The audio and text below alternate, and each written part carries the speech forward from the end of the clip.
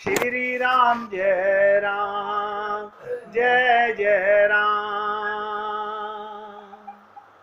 श्री राम जय राम जय जय राम। श्री राम जय राम जय जय राम। श्री राम जय राम जय जय राम। श्री राम जय राम जय जय राम। श्री राम जय राम जय जय राम। श्री राम जय राम जय जय राम। श्री राम जय राम जय जय राम। श्री राम जय राम जय जय राम। पूरी एकाग्रता से सुनेंगे। लक्ष्मण जी याद दिलाने गए सुग्रीव को। आपरम क्या कहते हैं, बड़ा मूर्ख था सुग्रीव, भगवान ने उसके लिए उसके भाई को मार दिया, उसको राज्य दे दिया, राज तिलक कर दिया, और वो कैसा गधा निकला, भगवान का काम भूल लिया। हम तो नहीं भूलते हैं, देखो। अरे बाबा, आप तो यही भूले बैठे, हम तो, हमें ये शरीर किस लिए दिया है, हम सब निकम्मे हैं। हम तो ये भी भूले बैठे हैं, ये देह किस लिए दिया है भगवान ने।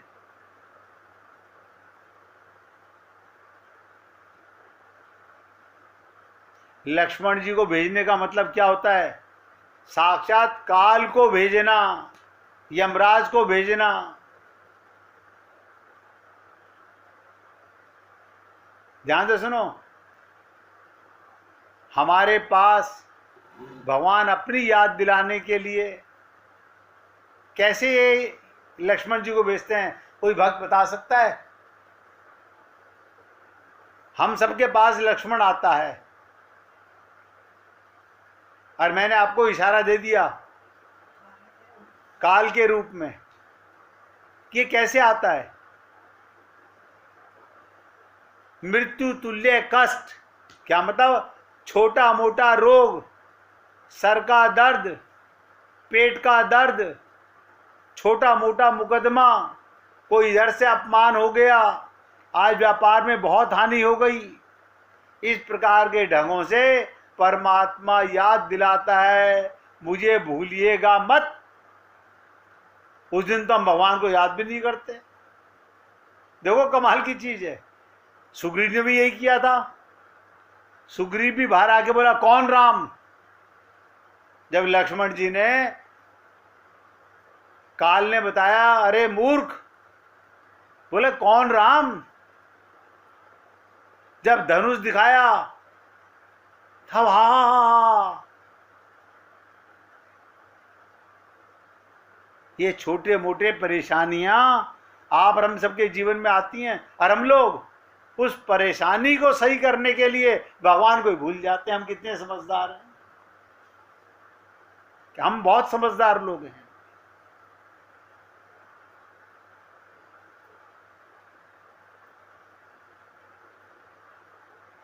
अपनी याद दिलाने के लिए, अपना काम याद दिलाने के लिए, अब आप और हम सब लोग सोचें, हमारे को ये देह किस लिए मिला है?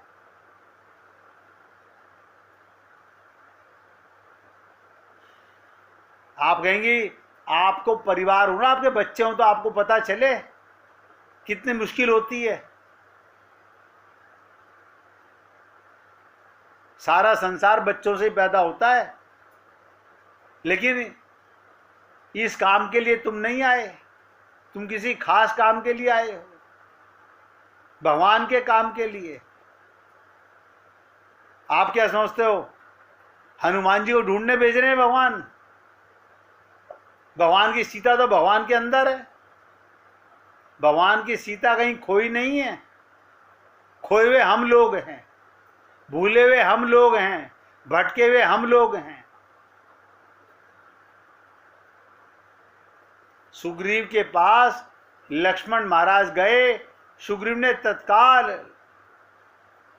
देखो, तत्काल लाखों की संख्या में वानर सेना को बुलाया और सबको लेकर भगवान राम के चरणों में सबके सब पहुंच गए।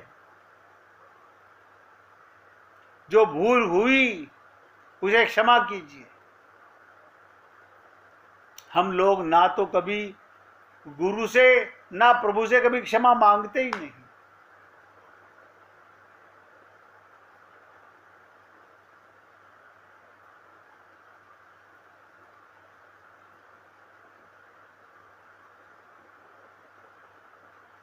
तो हमारी तरफ का ही साधक बेचारा जिस वक्त सामने आता है कोई काल, उस वक्त क्षमा याचना कर लेता है, मीठी बात भी कर लेता है, उसके बाद जरा तुरंत पीठ फेर लेता है भगवान से। हम भगवान को भी रिश्वत देना चाहते हैं। ध्यान से सुनो, हम लोग क्या करते हैं, फिर संसार में जाकर फंस जाते हैं। पर परमेश्वर का, भगवान का स्वभाव है,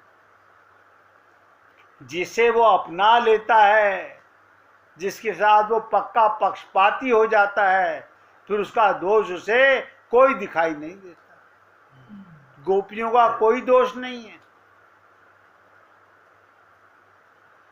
परमात्मा जिसको अपना लेता है, क्योंकि सुग्रीव को एक बार अपना लिया। आप सोचते हो जो गलती बाली ने करी, जिसके कारण बाली को सजा मिली, क्या बाद में सुग्रीव ने वो गलती नहीं की? करी, लेकिन उस बेचारे को कोई सजा नहीं मिली। क्यों? क्योंकि उसको अपना लिया था भगवान ने। जो भगवान की शरण चला जाता है उसको भगवान दंड नहीं देते, डराते हैं। तो बहुत से लोग कहते हैं इसका मतलब भगवान खुला पक्षपात करते हैं, सबके सामने पक्षपात करते हैं।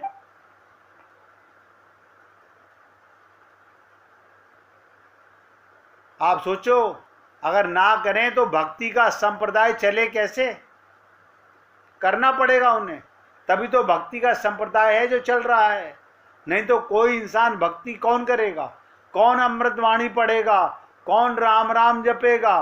कौन श्री राम को याद करेगा? कौन कृष्ण को याद करेगा? ये सब बातें आप और हम लोगों को सोचने की हैं। आज सोचिए, इस जन्म में सोचिए, हम भगवान को भूले हुए हैं। जो आप याद करते हो, क्या सोच के याद करते हो? बस इतना सोच लो, मैं भगवान का हूं ये मान के याद करते हो?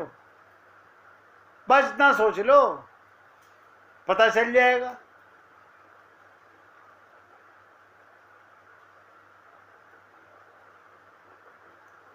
इसलिए कानों के लिए अमृत घोलती हैं कथाएं भगवान की। जिसने भी एक बार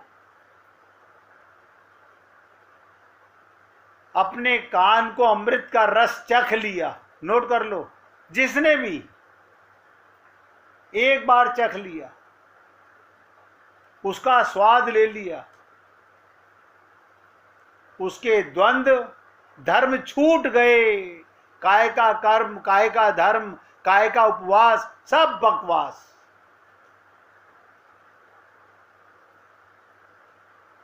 सब नौटंकियां हैं ये, अब खूब हो रही हैं संसार में।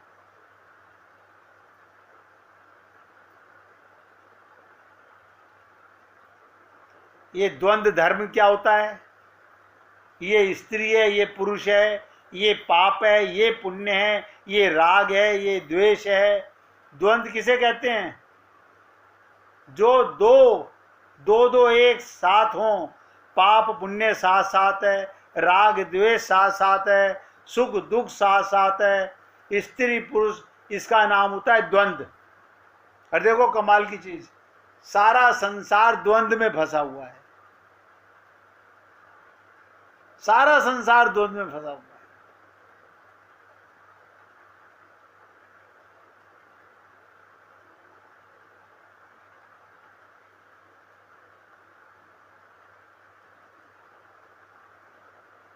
इसलिए भगवान की लीला सुनने का एक बार जिसके कानों में इसका नशा लग जाए,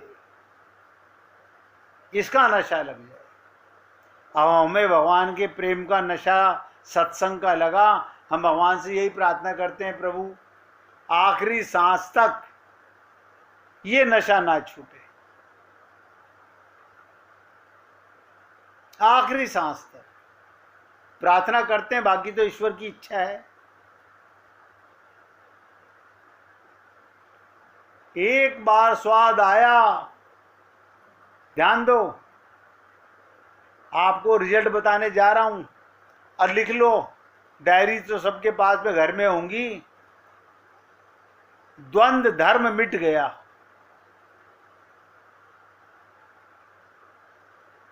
कोई द्वंद्व नहीं, कोई दोष है ही नहीं। एक बार कानों को भगवान की लीला का आनंद आ जाए, एक बार आ जाए।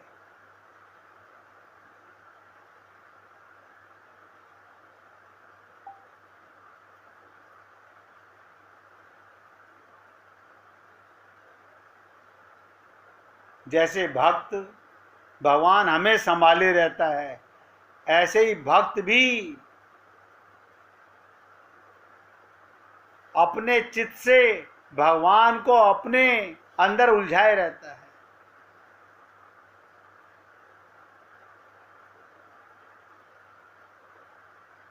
पता है, आप लोगों ने लीला सुनी होगी, अभी सुग्रीव की लीला, सुग्रीव की चर्चा सुनाते सुनाते केवट की बात ध्यान में आ गई।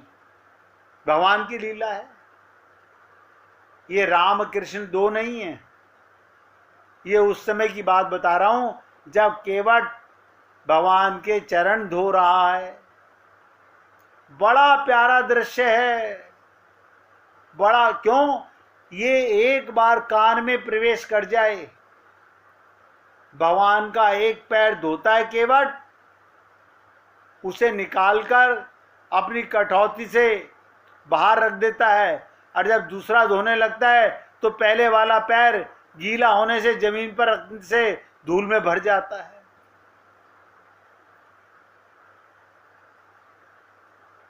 आप लोगों ने लीला मैंने कई बार सुनाई, केवट दूसरा पैर बाहर रखता है तो पहले वाले को धोने लगता है, एक पैर को 7-7 बार धो लेता है ताकि मैला ना रहे।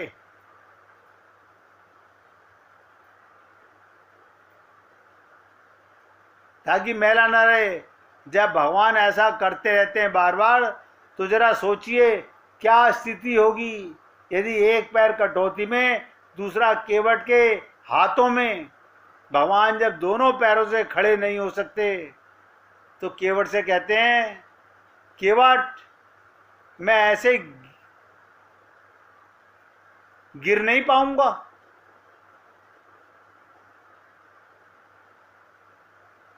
मैं गिर जाऊंगा, भगवान कहते हैं।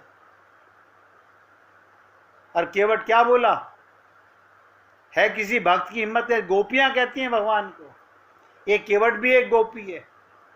केवट बोला, चिंता क्यों करते हो प्रभु, दोनों हाथों को मेरे सर पर रखकर खड़े हो जाइए, यानी मेरा सहारा ले लीजिए। भगवान कहते हैं ना, अहम भक्त पराधीना। बताओ, भगवान भक्त का सहारा लेते हैं अपने प्रेम के लिए।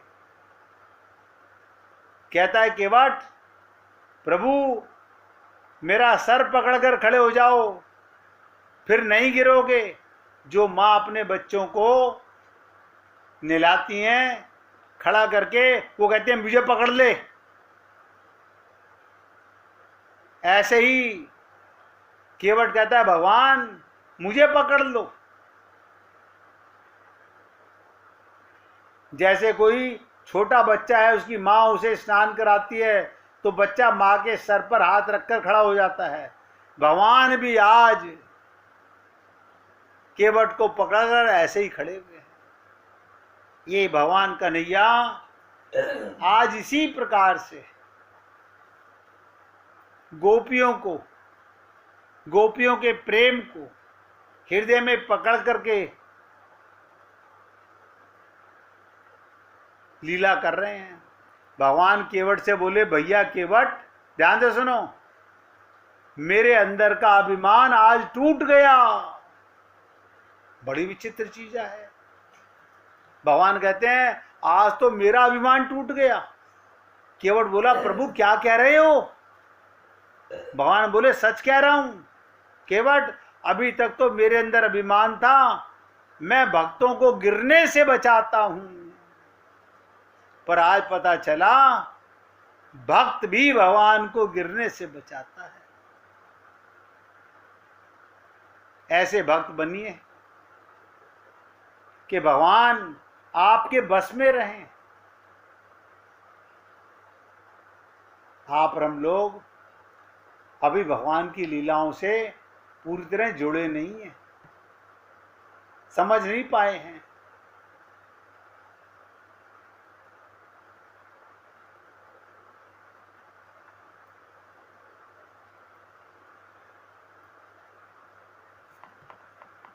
प्रेम की बड़ी विचित्र लीलाएं होती हैं।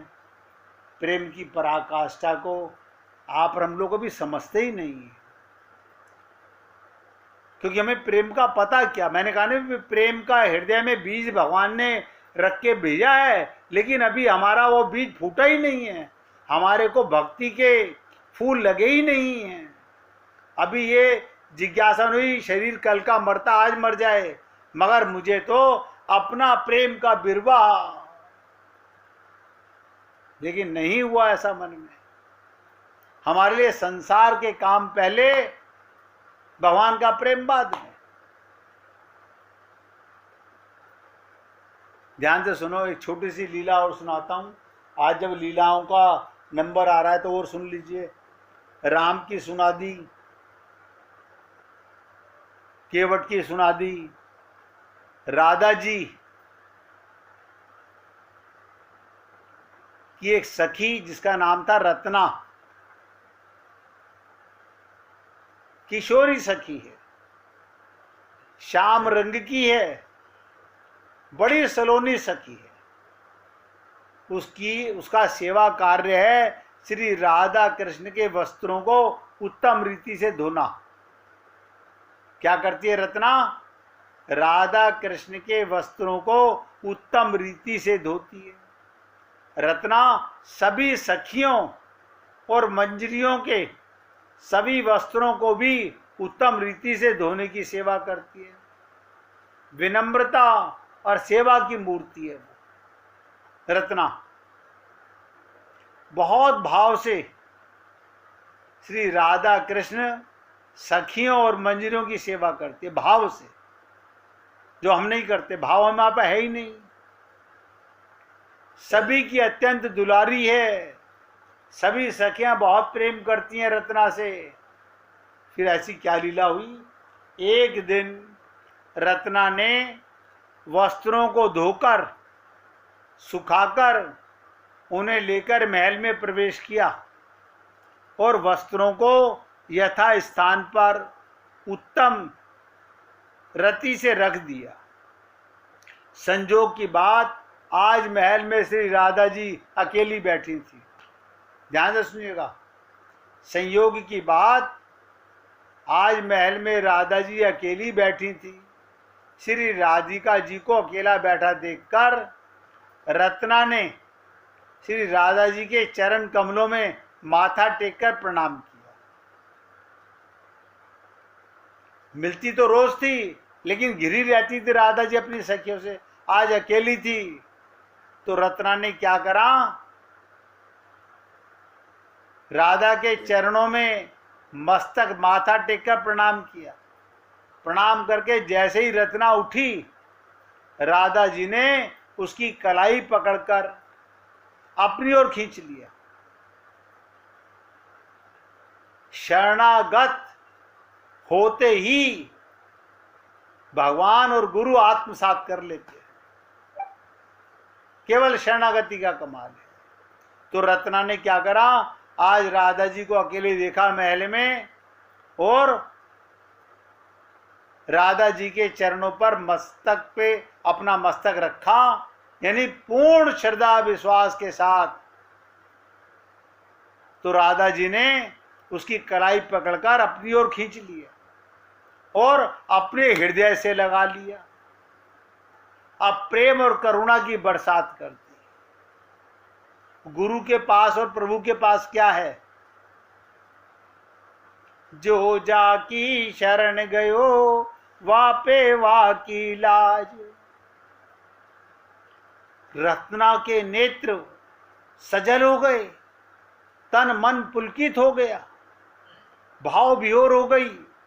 राधा जी रत्ना से बोली, तू कितनी भोली है, कितनी सेवा करती है, सभी सखियों की मंजरियों की तेरी सराहना सब करते हुए थकती नहीं है।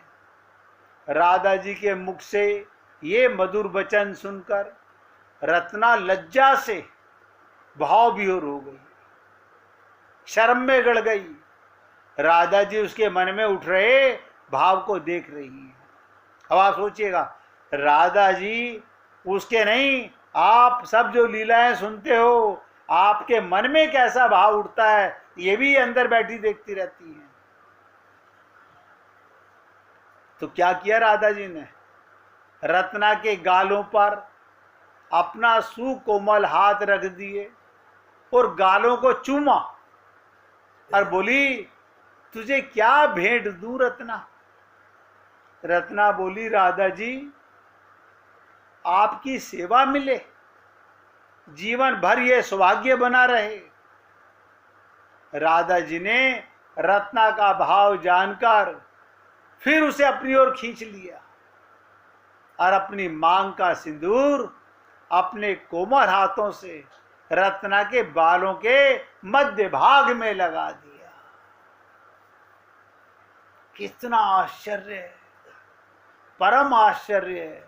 रत्ना के मांग में सिंदूर लगाने का अर्थ क्या समझ सकते हैं आप? आप सोच के देखिएगा। राधा जी उनकी सेवा करने वाली रत्ना के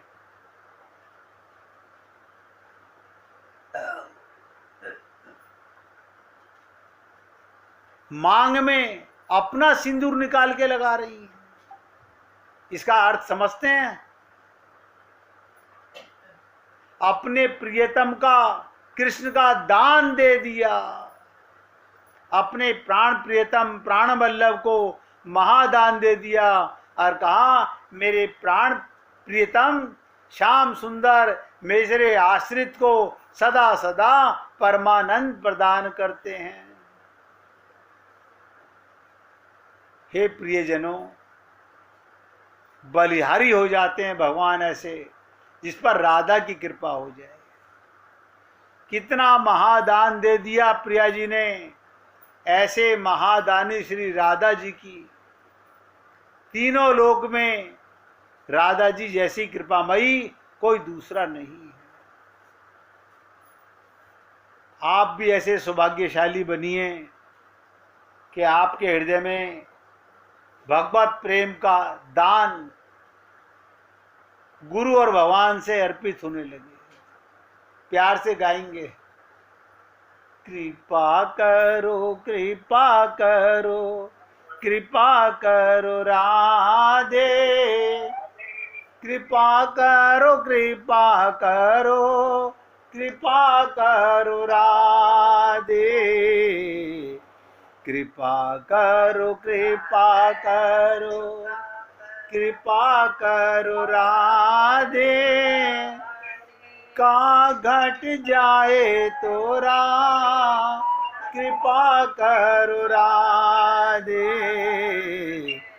कृपा करो कृपा करो कृपा करो राधे, कहाँ घट जाए तो कृपा करो राधे, कृपा करो कृपा करो कृपा करो राधे, कृपा का ही तन तोरा, कृपा करो राधे, कृपा का ही तन तोरा, कृपा करो राधे, कृपा करो कृपा करो कृपा करो राधे, कृपा करो कृपा करो कृपा करो राधे, कृपा करो कृपा करो कृपा करो राधे।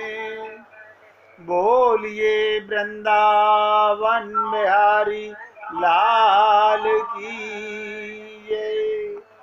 जय जय श्री राधे, जय जय श्री राधे। बोलिए लाल जी का मंगल हो, सभी भक्तों का मंगल हो। सबको राधे राधे भैया, सबको राधे राधे जी, राधे राधे भैया, राधे राधे, राधे राधे भाई, राधे राधे।